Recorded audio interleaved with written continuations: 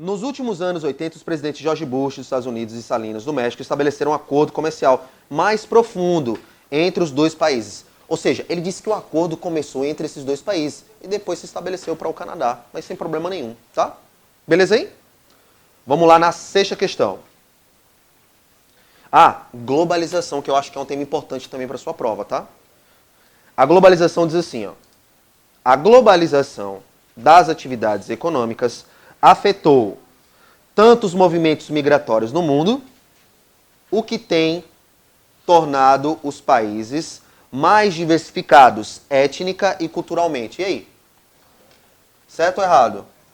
Pessoal, ele disse que a globalização afetou todos os países do mundo. Beleza? O que tem... Vamos lá de novo na questão. Vamos analisar. Ele diz assim, ó. Sexta. Vou ler de novo.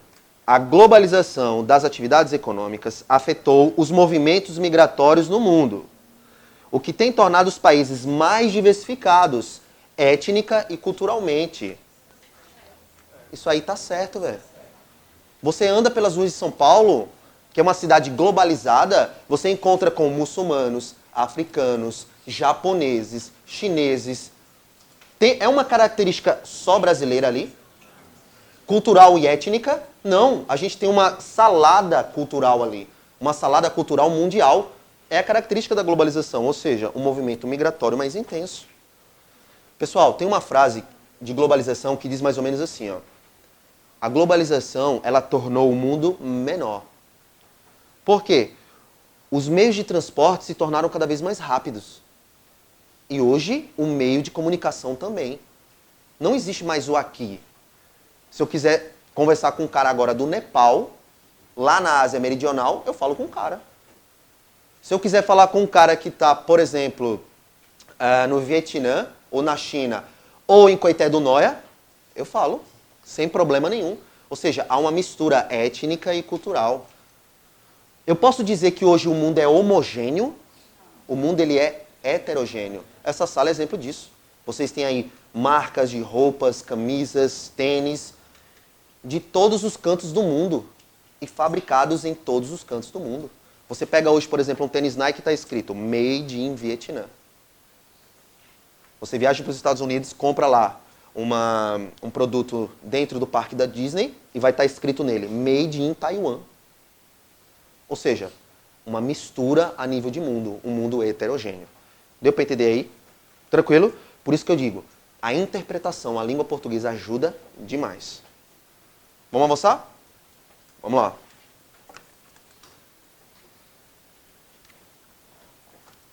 A gente vai para a sétima, não é isso? Vamos lá. A sétima questão diz assim. No processo de globalização econômica, que suplanta fronteiras e culturas, é irrelevante o papel do Estado, prescindindo-se também de ações conciliatórias entre os governos. Aí você olhou para essa questão agora e diz, boba da peste. Né? Não entendi nada. Vamos traduzir? Vamos lá. Ele diz o seguinte, ó, no processo de globalização econômica, que suplanta as fronteiras e culturas. A globalização econômica, hoje, ela envolve o quê? O mundo inteiro. Beleza? Até aí? Nós temos blocos econômicos regionais, nós temos acordos multilaterais. Beleza? Até aí tranquilo. Aí ele diz, é irrelevante o papel do Estado, prescindindo-se também de ações conciliatórias entre os governos. Quando ele diz que é irrelevante o papel do Estado, ele está dizendo que hoje na globalização o Estado não tem importância alguma. E o que é prescindindo? Não precisa. Não precisa de conciliação entre os países. Quer dizer que um país não pode intervir, por exemplo, num conflito de guerra entre outros para chegar a um acordo de paz? Pode. O que é que eu quero que vocês entendam? E se você quiser, anote aí. Com a globalização,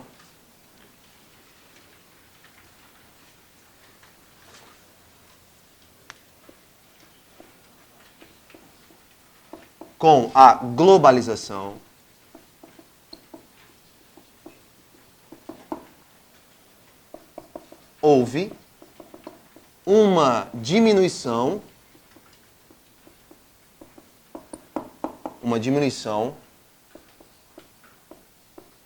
do papel dos países.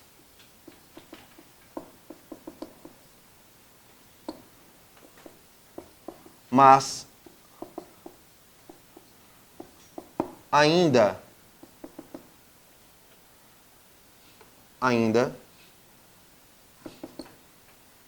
esses países possuem importância no cenário político mundial.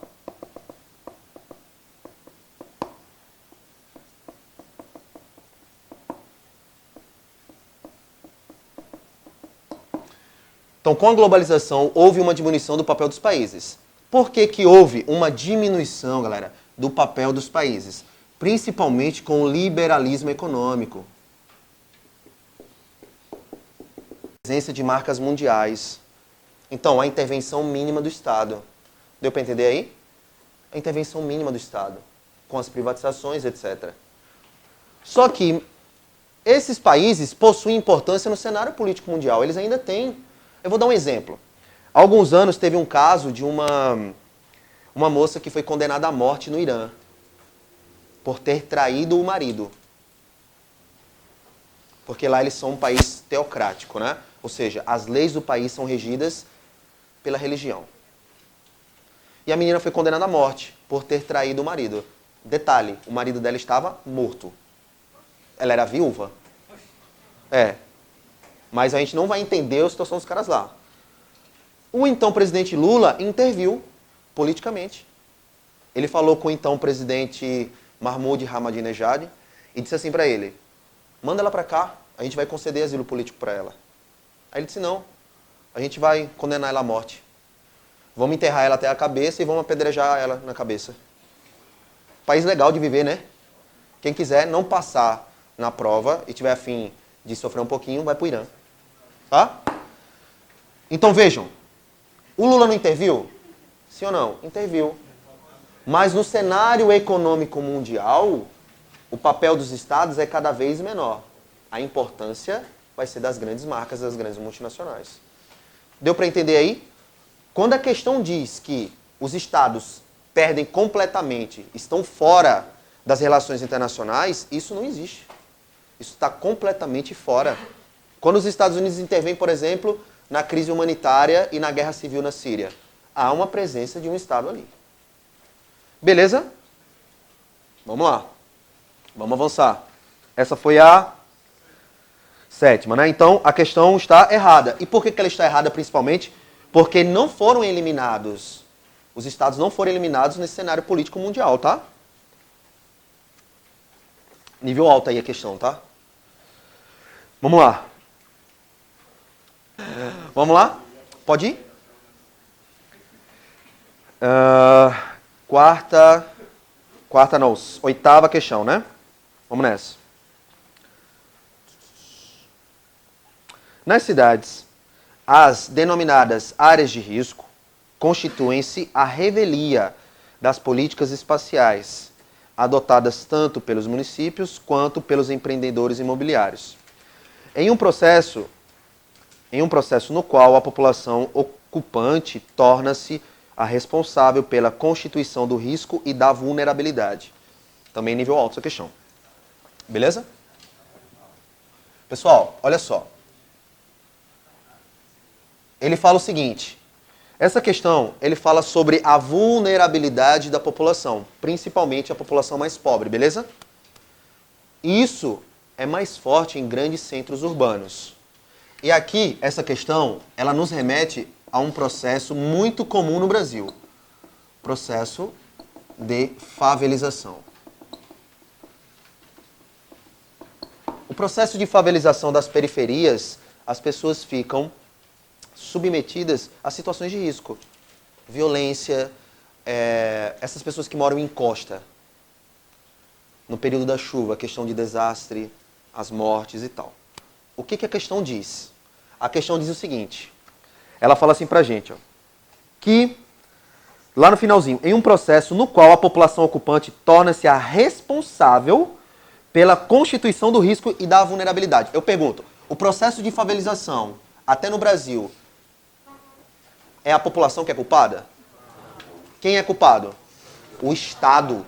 Porque nesse caso aqui, nós deveríamos ter um Estado positivo. Ele tem que fazer, ele deve fazer. Ele é garantidor. Ah, professor, mas ele foi morar na favela porque ele quis. Não, ele foi morar na favela porque ele não teve outra opção. Tanto é que o direito à moradia é um direito o quê? Constitucional. Ele é um direito social. Social. O Estado tem obrigação de dar uma residência para o cara. Uma vida digna. Deu para entender a ideia? Então, quando ele diz que a população ela é responsável, a população ocupante, pelo risco que ela assume, por exemplo, favelização, ocupar áreas de risco, isso aí está errado. Tranquilo aí? Beleza? Vamos avançar. Vamos aí para a nossa nona. A nona questão diz assim, ó. No Brasil, a indústria concentra-se na região sudeste. Até aí, beleza? Beleza. Na região sudeste. O que favorece a integração do espaço geográfico na região e facilita as migrações para o sudeste. A questão está certa ou está certa? Certo. Então, quando a gente está falando de regiões do Brasil, regiões que na sua prova pode vir assim, ó, macro-região. Que é engraçado, às vezes eu pergunto em sala, em que região, em que macro-região você mora? Todo mundo fica calado. Oxi, macro? Aí se eu digo, meu amigo, qual é a região que você mora? Ah, professor, Nordeste. Macro-região são as 5 grandes regiões. Norte, Nordeste, Centro-Oeste, Sul e Sudeste. Acabou. Aquela oficial do IBGE. Beleza? E uma dessas macro-regiões, ou macro-região que ele falou aí, é a região Sudeste. A região mais industrializada do Brasil.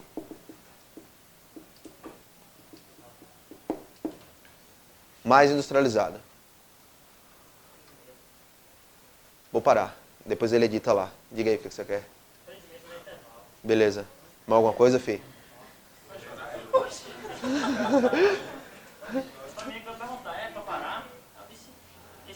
Não, vou. 3h30 é? É 3h30 no intervalo. Beleza. 3h30 para dar um intervalo? Não. Direto, né? É, a gente termina com geografia e faz um intervalo. Depois volta com direitos humanos. Beleza? Eu não sei nem que hora a gente começou. Que hora a gente começou? 2h30, né? Vamos lá. Vamos avançar. Então, a região sudeste ela não é mais industrializada? Sim. Tanto é que nós tivemos um processo de migração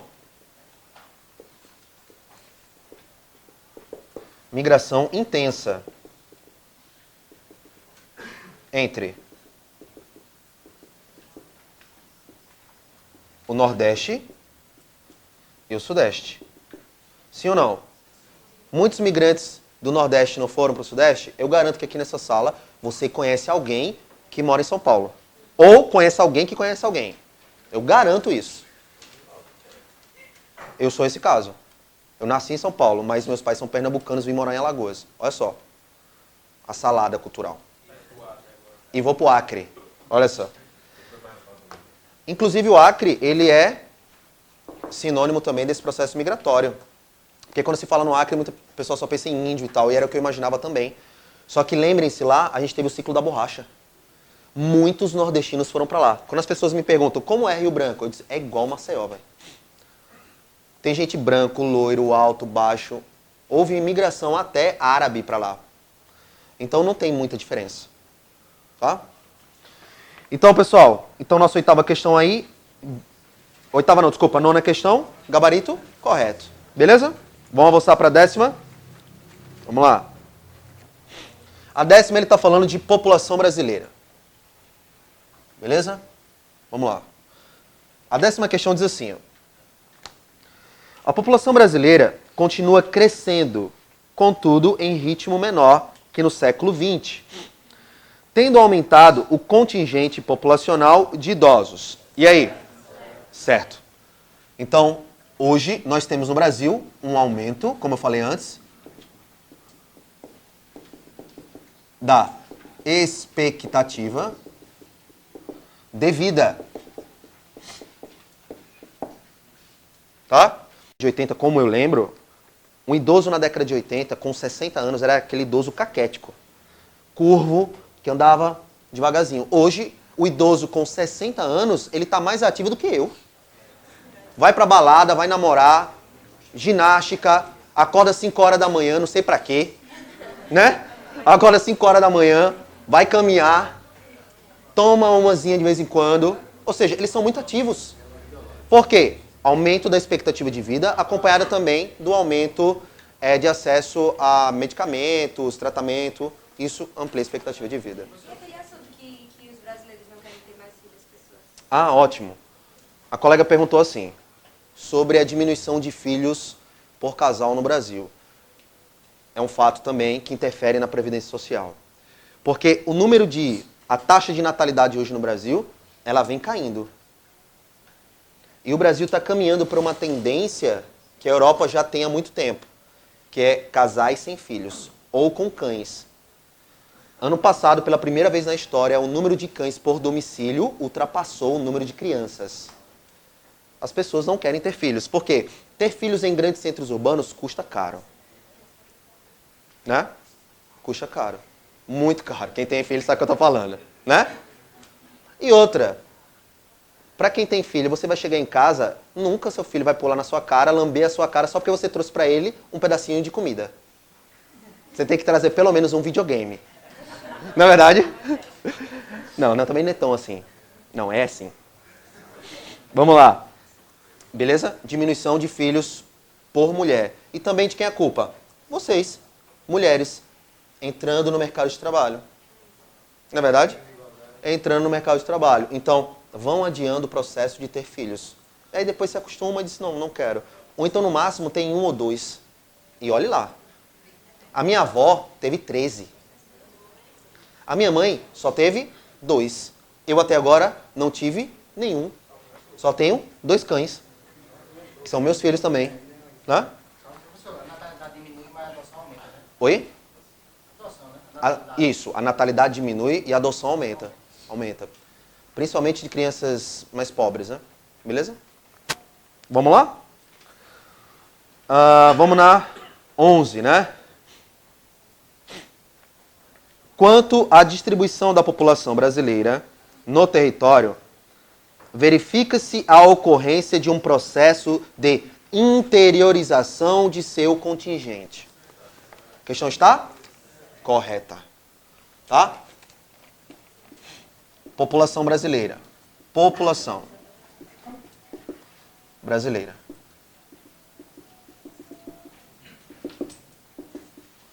Passa por um processo de interiorização, tá? Interior. É a 11ª, né? Interiorização. Interiorização, tá certo, né? Do seu contingente. Contingente. Pessoal, isso aqui pode ser explicado, por exemplo, com a construção de Brasília, tá?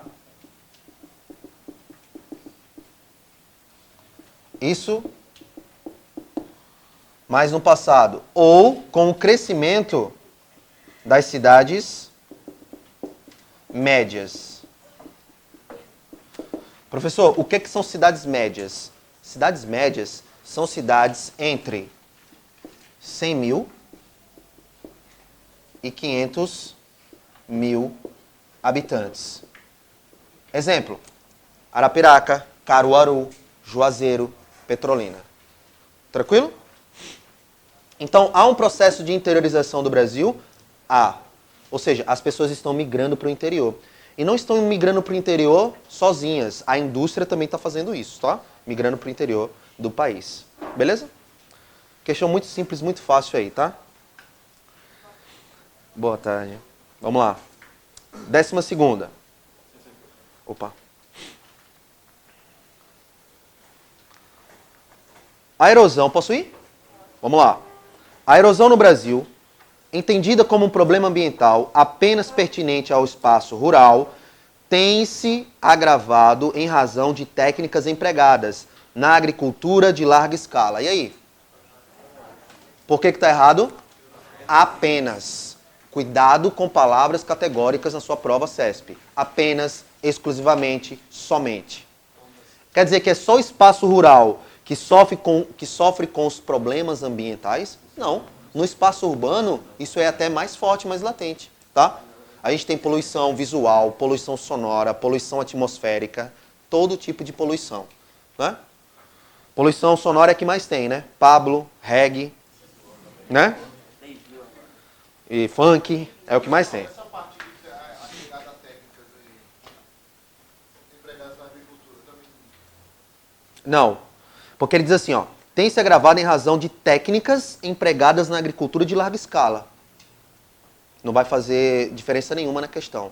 Tá, porque essas técnicas, ele pode estar falando, por exemplo, do solo, que vai ficar desprotegido, como acontece no cultivo da cana-de-açúcar. Beleza. Mas o erro principal da questão está no quê? Apenas no espaço rural. Beleza? Veja, já passamos por geopolítica, passamos por urbanização, população brasileira e agora meio ambiente. Tá? Vamos lá. Seguindo aí. É a 13, né? Vamos lá, 13. Essa 13 eu achei ela bem interessante, tá? No Brasil, a política ambiental está voltada para a proteção legal de florestas tropicais e de outros biomas, incluindo-se áreas de grande interesse ecológico, como as chamadas paisagens de exceção, de que o Pantanal é exemplo. Pessoal, provavelmente você não ouviu falar sobre isso, tá? Paisagem de exceção, como o Pantanal. Coloca correto aí no teu material. O Pantanal é sim uma paisagem de exceção, tá? Oi? Renca, você está falando de quê? A mineração de explorar agora. Não vai entrar aí não, tá? Olha só, a gente está falando de paisagem de exceção.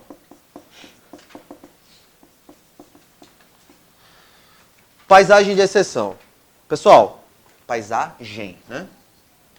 Paisagem de exceção. Um exemplo, como foi dito aí, é o Pantanal. Pantanal. Por quê? Ele vai apresentar aqui características distintas